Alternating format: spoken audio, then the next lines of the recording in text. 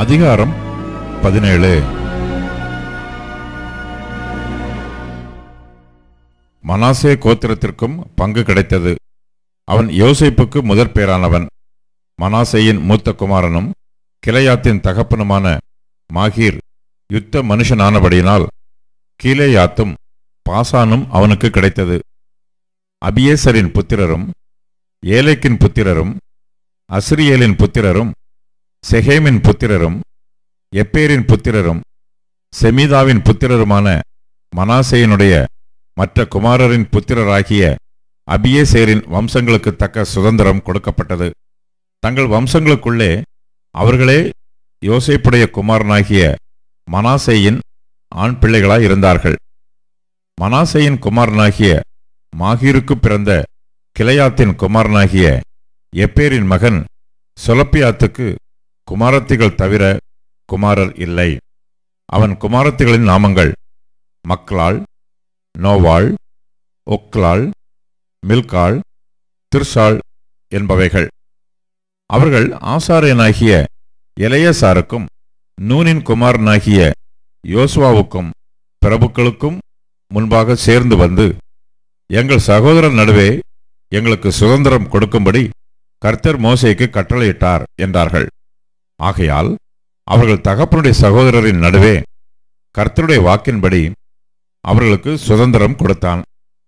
யோர்தானுக்கு அப்புறத்தில் இருக்கிற கீலேயாத், பாசான் என்னும் தேசங்களை அல்லாமல் மனாசேக்கு சீட்டிலே விழுந்தது 10 பங்குகளாம். மனாசேயின் குமாரத்திகள் அவன் குமாரருக்குள்ளே சுதந்திரம் பெற்றார்கள். மனாசேயின் மற்ற புத்திரருக்கு கீலேயாத் தேசம் கிடைத்தது. மனாசேயின் எல்லை ஆசேர் தொடங்கி சீகேமின் முன்னிருக்கிற மிக்மேத்தாவுக்கும் அங்கே இருந்து வலதுபுறமாய் என் தப்புவாவின் குடிகளிடத்திற்கும் போகிறது. தப்புவாவின் நிலம் மனாசேக்கு கிடைத்தது. மனாசேயின் எல்லையோடு இருக்கிற தப்புவாவோ எப்ராயிம் புத்திரரின் வசமாயிற்று. அப்புறம் அந்த எல்லை கானா என்னும் ஆற்றுக்கு போய் ஆற்றுக்கு தெற்காக இறங்குகிறது. மனாசேயினுடைய பட்டணங்களின் நடுவே இருக்கிற அவ்விடத்து பட்டணங்கள் எப்ராயிமுடையவைகள். மனாசேயின் எல்லை ஆற்றுக்கு வடக்கே இருந்து சமுத்திரத்திற்கு போய் முடியும்.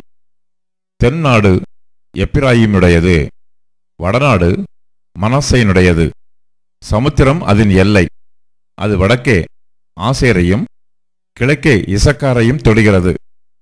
இசக்காரிலும் ஆசேரிலும் இருக்கிற 3 நாடுகளாகிய பெத்சயானும் அதன் ஊர்களும், இப்லேயாமும் அதன் ஊர்களும், தோரின் குடிகளும் அதன் ஊர்களும், எந்தோரின் குடிகளும் அதன் ஊர்களும், தானாகின் குடிகளும் அதன் ஊர்களும், மெகிதோவின் குடிகளும் அதன் ஊர்களும் மனாசேயினுடையவைகள்.